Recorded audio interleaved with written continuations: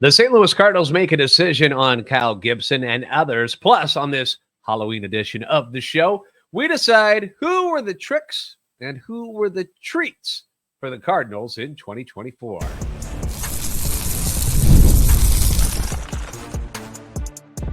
You are Locked On Cardinals, your daily St. Louis Cardinals podcast. Part of the Locked On Podcast Network, your team every day. Hey there, Cardinals fans. I'm JD Hafford, and I'm a national radio sports anchor, born and raised in the Lou, and a lifetime Cardinals fan. And I'm your host for Locked On Cardinals, part of the Locked On Podcast Network, covering your team every day, even on Halloween. You can follow me on Twitter, X at JD Sports Radio. You can follow the podcast at LO_Cardinals. I want to thank those of you who make Locked On Cardinals your first listen every day. We are free and available wherever you get your podcasts. You can also find us on YouTube.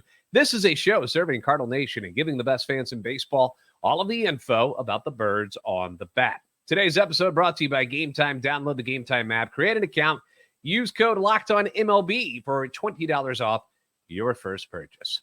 All right, happy Halloween to everyone. I hope you all get the candies that you wanted and enjoy what is easily my favorite holiday out of all of them. Yes, I enjoy Halloween even more than Christmas or New Year's or 4th of July. Something about dressing up in costumes and having a good time. It's just something I grew up with my family and stuff. They take Halloween very seriously. So I enjoy it. Poll question is up right now on Twitter X. Which chocolates are the best? Reese's Pumpkins, Hershey Bars, Kit Kats, or Twix? Make your choice.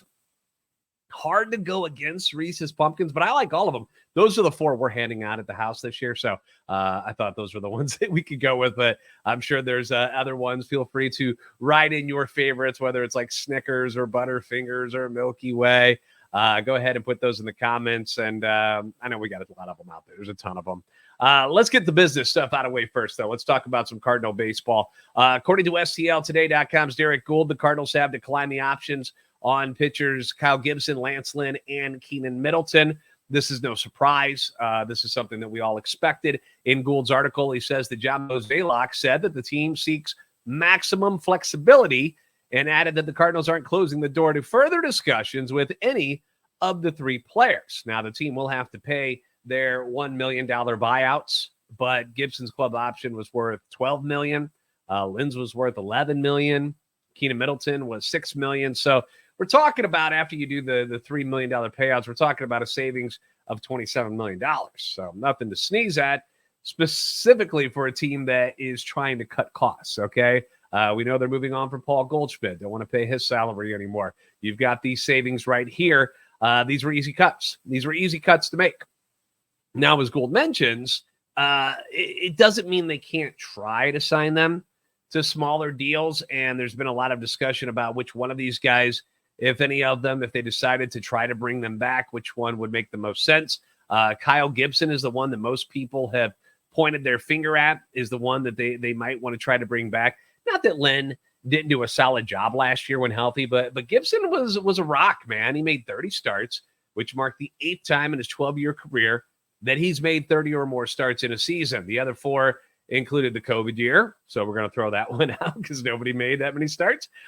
He made 29 starts in 2017, so he fell just 1 short then, 25 in 2016, and then 10 in his rookie year back in 2013.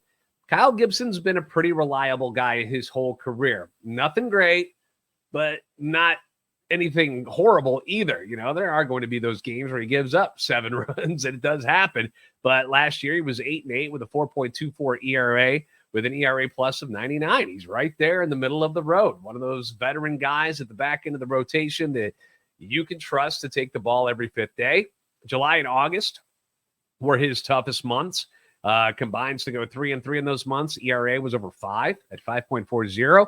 But in the other 4 months of the season, the ERA for Kyle Gibson was below 4 in all of them. And if he wants to be with the Cardinals, then he probably can be. They're just not going to give him $12 million to do it. Gould says Gibson, who turned 37 this past week, expressed an interest in returning to the Cardinals for the 2025 season. He makes his offseason home in the St. Louis area, and this past week he helped raise more than $40,000 for Franklin County School Meals Program at a charity event that teammate Paul Goldschmidt and former Cardinals Kyle McClellan and Brad Thompson attended. And I know many fans want the team to just clean house. Like, don't dilly-dally.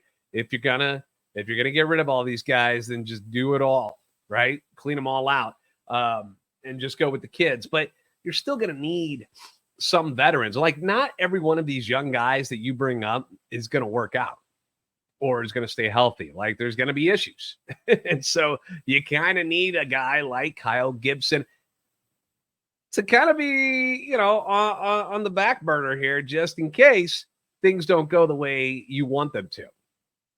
You've still got Miles Michaelis. You've still got Steven Matz. You've still got Eric Fetty on the roster and penciled in for rotation spots. Sonny Gray is still a Cardinal for now. So it will depend on if any of those guys get moved.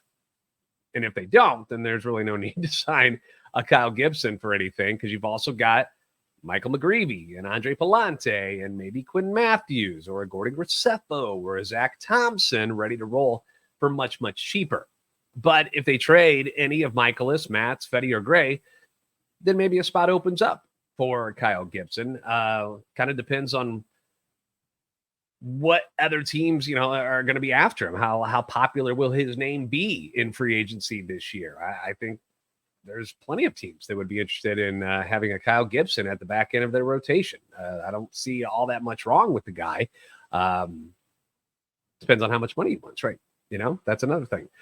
Gould says that Lynn intends to pitch next year, and that Middleton, who missed all of this past season with an arm injury, unfortunately, did remain around the clubhouse and present for home games during his rehab.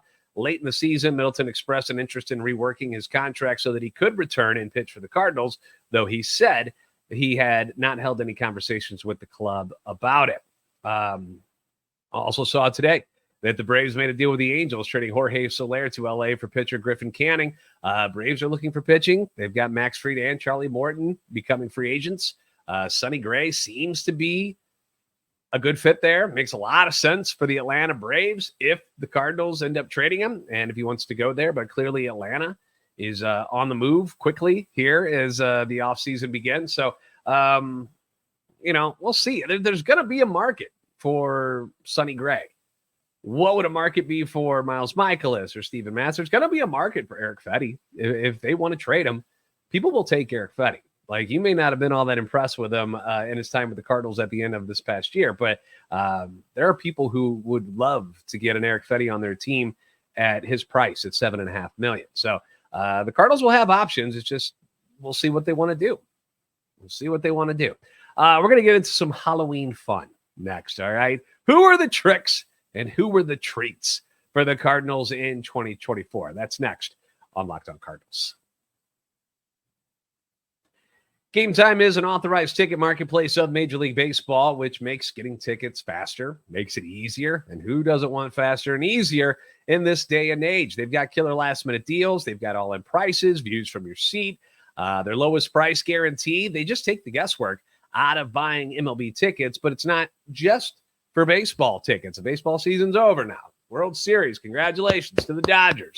Yankees blow that sucker so bad in Game 5. They got nobody to blame but themselves. But other sports are obviously in full session right now. NFL, college football. You've got the NBA. College basketball is starting up. Was just looking up tickets for college basketball games yesterday on the Gametime app, checking things out. Concerts, comedy, NHL. Obviously, the Blues, they're playing tonight. So a lot of things require tickets, and Gametime is the app that you need to be using to get into whatever event it is that you want to be a part of. So take the guesswork out of buying MLB tickets and tickets to anything with Gametime. Download the Gametime app, create an account, use the code LOCKEDONMLB for $20 off your first purchase. Terms apply. Again, create an account and redeem the code LOCKEDONMLB. It's LOCKEDONMLB for $20 off. Download Gametime today. Last minute tickets, lowest price, guaranteed.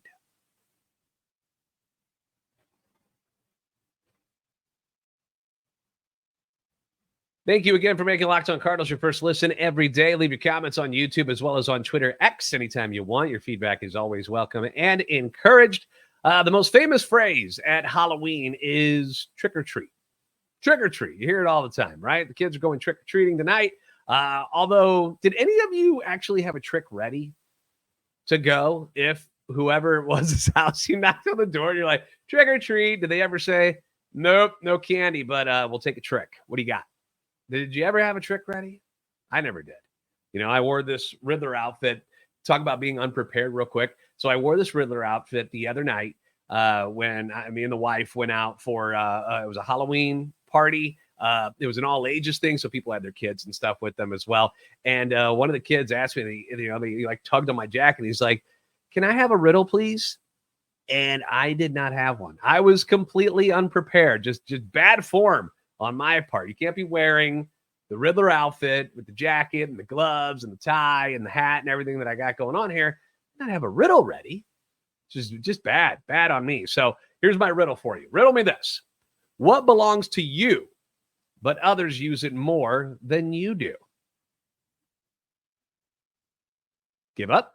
Your name. Your name. And now we're going to drop some names. You guys can take that riddle if you want. Now we're going to drop some names of our own from the 2024 roster. We're going to put them in one of two categories, either trick or treat.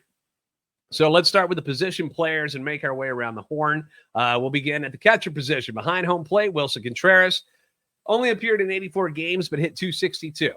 15 home runs, was sixth on the team, and had an OPS plus of 136, which led the team, although, obviously he didn't have as many at-bats as a lot of the other guys. It was a shame that he got hurt so much this year. What could the offense have been with a healthy Willson Contreras throughout the entire season? Even with Goldie and Arenado having bad years, what if, Willson Contreras continued to do what he was doing, which would have been an outstanding year right there in the middle?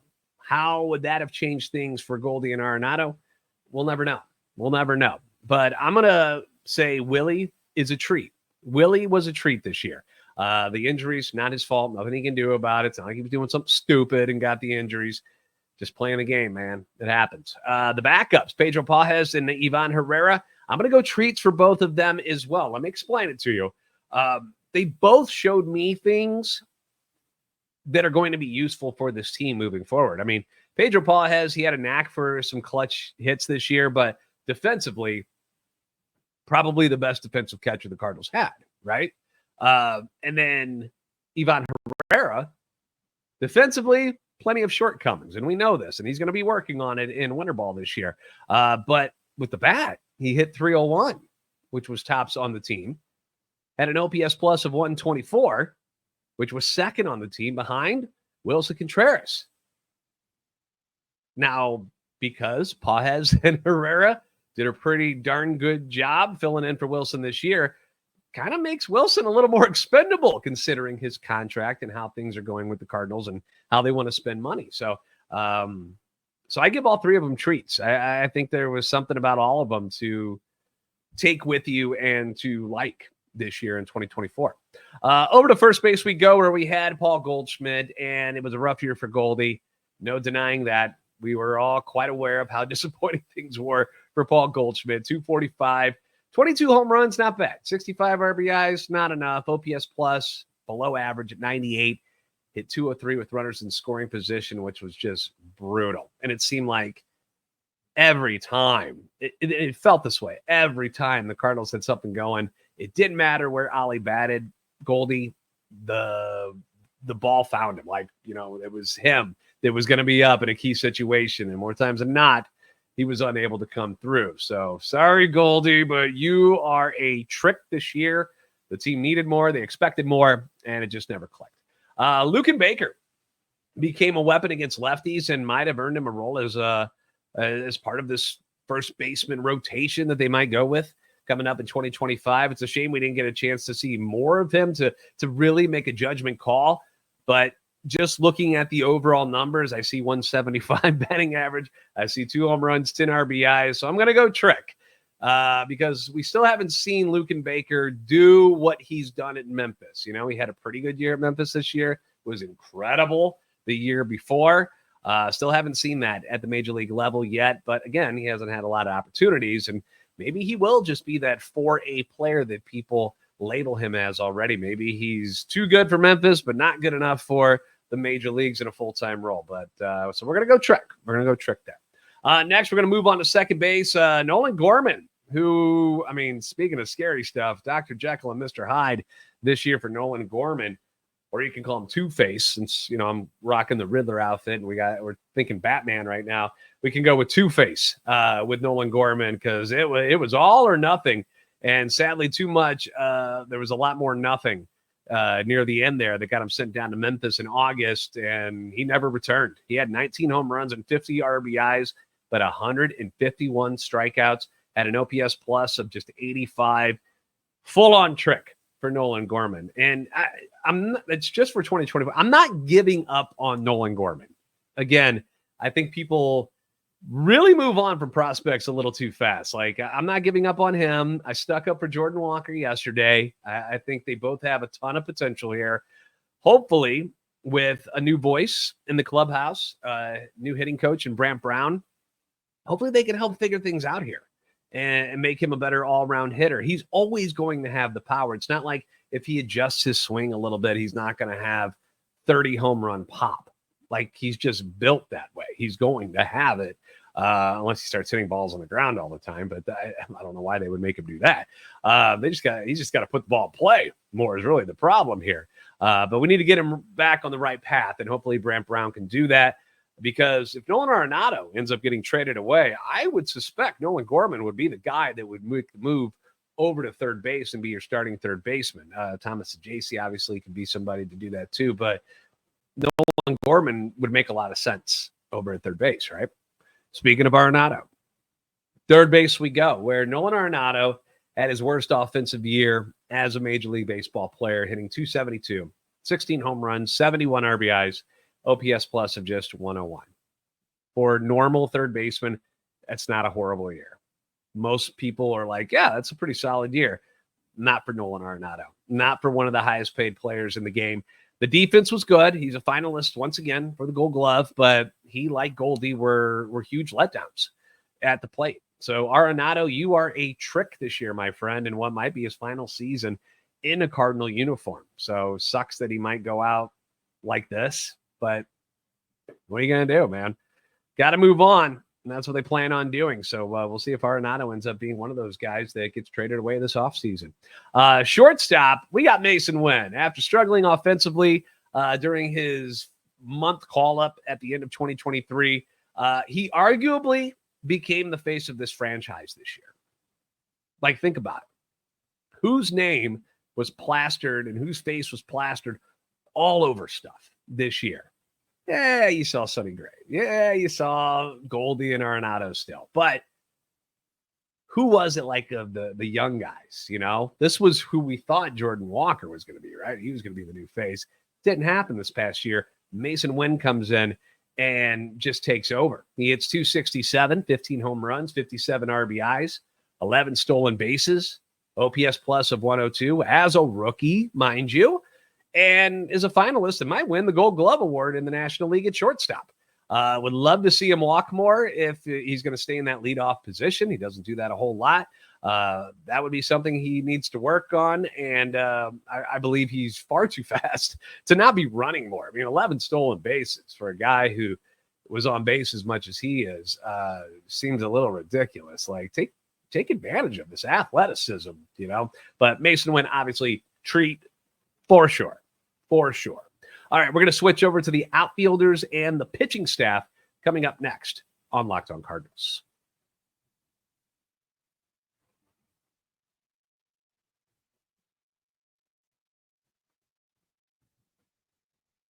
Thank you for making Locked On Cardinals your first listen today. For your second listen, find Locked On MLB. Baseball guru Sully brings a daily blend of humor and baseball, keeping you updated on all the teams during this offseason, even the ones who are going to be kind of silent, like the Cardinals. Find Locked On MLB on YouTube or wherever you listen to your podcasts. All right, let's move into the outfield. We're going to start in left field with Brendan Donovan. Donnie out there patrolling more times than not, even though he wasn't supposed to be the main outfielder this year. injury said, hey, Donnie, we're going to need you to be out there. You cool with that? And he's like, of course. You can put me anywhere you want, coach. I'm a badass. Pulled it off just fine.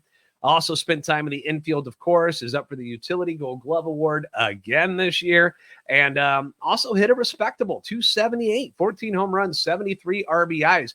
Very quiet 73 RBIs this year for Brendan Donovan, the OPS plus of 112. We love us some Donnie. He is the kind of player the Cardinal fans adore.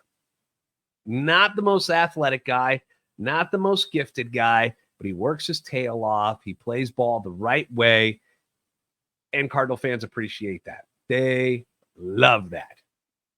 Brendan Donovan, a treat. Both show. On the center field, we got my guy Michael Ciani, my man crush from 2024. Started as, fifth, sixth, maybe, guy on the outfield totem pole in spring training. And due to injuries, ended up having to take over the center field job and ran with that sucker and had it under full control until he got hurt, until he ended up with the injury. And he was right there with in the running for the Gold Glove Award. And, I'm sitting here thinking, like, dude, the way he's at, platinum? Are we thinking platinum? Like, he was so good this year. In my opinion, the best defensive center fielder we've had in St. Louis since Jimmy Edmonds. The bat, not so good. The bat was not very good. That is his issue, right? He's never been the biggest offensive threat, even before he got to St. Louis when he was in the Reds organization. And then he comes to St. Louis, and it started to turn around a little bit, and he was getting a little bit better, and then he got hurt. But how are you not going to give Michael Ciani the treat label this year? Definitely a treat just for the defense alone. Also led this team in stolen bases with 20. He was 20 out of 23 attempts. Like, had the speed, used it. I want to see the team do that more with some of these guys. I want to see Mason Wynn run more. Keep Ciani running. I want to see Jordan Walker run more. Obviously, you got to get on base if you're going to do it, clearly. But I want to see more aggressiveness on the base pass. I want to take it to the other team. I don't want to just sit around and wait for another single or a home run. Like, it's boring. Like, they made stealing bases easier for everybody in the league. I don't understand why the Cardinals don't take more advantage of that. When Victor Scott's on there, I want him running every time. There should never be just sitting over there at first base, waiting and waiting and waiting. No, move your butt. Let's go. Yeah, definitely a treat for Michael Ciani. I don't see him as your everyday center fielder. I think he was thrust into that role. Needs to add more with the bat if he's ever going to be a full-time starter in the major leagues, but certainly a solid bench guy at the very least for the Cardinals. And he's cheap, which they like too. On the right field, we got Lars Nootbaar. Now, this one is a little bit tough for me because I look at the OPS plus. Remember, 100 is average, league average. Lars Nootbaar was at 111, so he's above average. The numbers, 244, 12 home runs, 45 RBIs. On base percentage, strong, 342. Led the team in walks with 52, but once again, only got to play 109 games. Got more injuries. Continued to just nag at Lars Nootbaar in his career. And I feel like Noot's been built up to where we expect more out of him. Maybe this is who he is. Maybe 245, 15 to 20 home runs, 60 RBI. Maybe that's who he is. But it seems like there's more there than that, doesn't it? And I think we've been taught that the Cardinals feel there's more to offer than those numbers. And, when you're hurt 3 or 4 times a year, it's hard to stay consistent, but we saw him at the back end of this year and it was pretty good. He's got to stay healthy. 290, 4 home runs and 16 RBIs over his last 88 plate appearances. Like, that's amazing production. But the rest of the year, it just wasn't quite there. So, Lars Nootbaar, you're a trick. You're a trick in 2024. I hope you're not next year because they're going to need you. DH outfielder, first baseman, Alec Burleson. Biscuits. Coolest nickname team, right? He was a treat.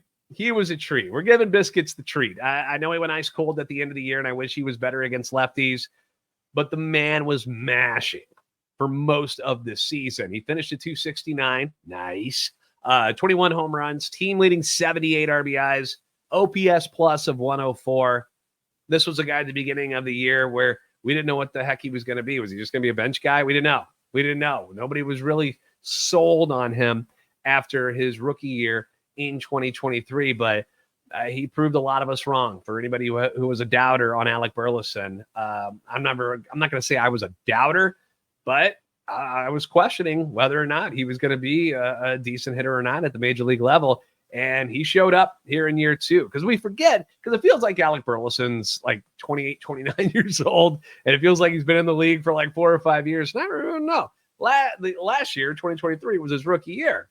So this is only his second year in the major leagues. And he comes out with 21 dingers and 78 RBIs. You hope that he continues the trajectory that he's on and he continues to get better. Will he be good enough to be the full-time first baseman next year, or is he going to have to do something platooning-wise?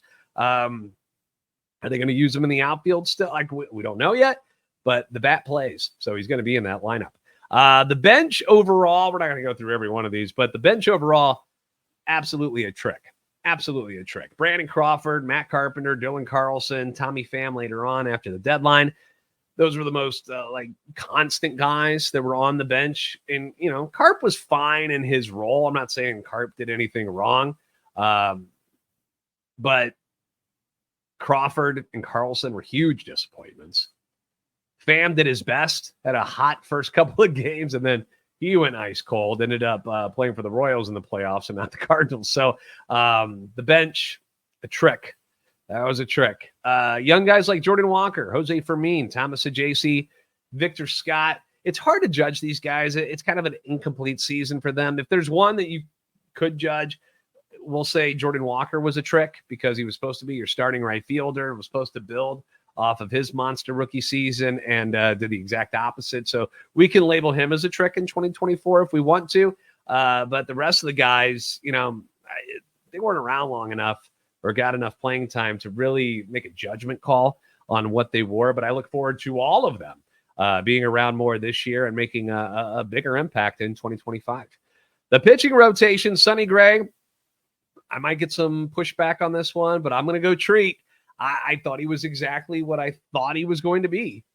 What was the old line? They were who we thought they were. That's Sonny Gray for me. I knew what he was. Some people were underwhelmed by what he did this year, and I think those people's expectations might have been too high. When a guy finishes second in the AL Cy Young Award, you think, oh my gosh, this guy is just one of the most dominant pitchers in baseball. And that's really not the case. Sonny Gray is a very good pitcher, has great, strikeout potential and stuff. He's able to do that, but he's never been named one of the top 10 pitchers in baseball. So for him to not be mentioned with all of the top tier aces is not a shock to me, but I thought he was really good. Talked about it yesterday. Kyle Gibson, I'm going to go treat with Kyle Gibson as well. He was exactly what I expected him to be. Nothing special, just solid, just dependable. Lance Lynn, I'm going to give him a treat as well, and he deserves it with that physique that Lance Lynn rocks. Got to appreciate it. The injury sucked for Lance Lynn this year, but he was a warrior, gave you as much as he could until the knee finally, it just had to be stopped, and he had to go on the sideline. But he was much better than I anticipated. I'll eat crow on this one for sure. He was 7-4, 3.84 ERA. Same as Sonny Gray, by the way, with the ERA. Had the ERA plus of 109. It's hard to get upset about what you got from Lance Lynn, knowing he was going to be, one of those back into the rotation guys, a 4 and a 5. And had his season not been interrupted with that injury, his numbers might have even been better. It might have been worse. He could have got worse, but overall, you got to show some appreciation to Lance Lynn. Miles Michaelis, you are a trick, and I don't think that surprises anybody who listens to this podcast. There are some good things about Michaelis, and I don't always like saying bad things about him because he did have 10 wins this year. He had a team-leading 15 quality starts this year. But The ERA is at 5.35. The ERA plus is 78, way below average. Opponents hit 284 against him. That's crazy. He's one of the most hittable pitchers in baseball. It's him and Patrick Corbin the last 2 years, by far, the two worst starting pitchers in baseball, like who played complete seasons. And when you go look at how many hits they gave up and what their ERAs are and what their batting averages against are, they're just not good. And then you couple that with the salary that both of these guys are making. At least Miles Mikolas isn't making what Patrick Corbin is making, but it ain't much better. So it's just frightening. For Halloween purposes, frighteningly tricky is Miles Mikolas. Andre Palante, you are a treat. Congratulations. Started in the bullpen. Looked like things weren't going to go so well for him this year, and he was trending in the wrong direction. Goes to the minors, becomes a starter again, works on some things. They bring him back up, and he goes 8-7. ERA, 3.56. The ERA plus of 111. Now set up to be one of the 5 starters next year, barring whatever moves are going to be made in the rotation. But obviously, he is a guy that should be in this rotation. After what he did this past year, he certainly earned it. And it would be weird if he doesn't get a chance to do that. So Andre Palante, you're a treat. Eric Fetty, you're a trick. You're a trick because we needed more out of you. And you didn't come through when you got to St. Louis. We needed you in the month of August to be that 1 and 2 with Sonny Gray, and you didn't deliver. You just didn't. Did not look like the guy he was in Chicago. Started to look like him a little bit in that final month, but by then it was too late. So that trade did not work out. Tommy Edman goes on to become the NLCS MVP and just won a ring with the Dodgers. Yeah, that trade, now when you look back at it now, sure, complete bust of it right now. If Eric Fetty comes back next year and wins 13 games with the Cardinals with an ERA of like 3.5, are you that mad? You're still probably that mad, though, because Tommy Edman went on to do some great things, and we all love Tommy Edman. So, Eric Fetty, you are a trick.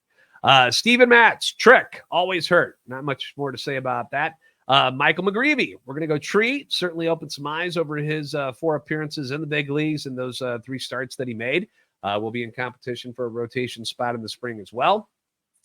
Zach Thompson, trick. Not sure what his future with the club is right now. You didn't hear much about him this year. Gordon Graceffo, incomplete. Not much to talk about there. Hope to see more this spring. In the bullpen, Ryan Helsley, obviously a treat. Set a record for saves in a season for the Cardinals with 49. Was so good. It was so good that he might have played himself out of town with the money he's going to get in arbitration and on his next contract.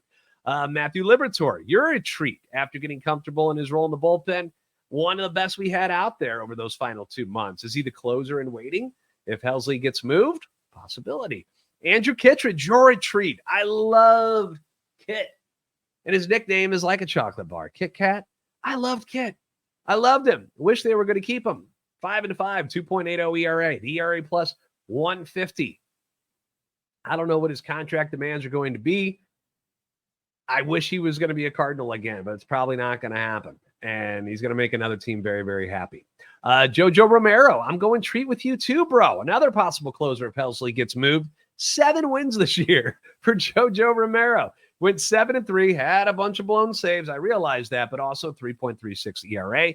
ERA plus of 125. He was much better than we thought he was going to be. You're a treat. Ryan Fernandez, you're a treat. Rule 5 pick turned out quite nicely. That was a good move by Mo and company, or should we give credit to Chaim Bloom since he was coming from the Red Sox organization? Was 1-6, which I know not beautiful, but the ERA 3.51, ERA plus a 120, 71 strikeouts in 66 2/3 innings. Just for comparison, Ryan Helsley, who we know is a fireballer, strikes out a lot of people, 79 punchies in 66 1/3 innings. So just a tick or two above what Ryan Fernandez did this year.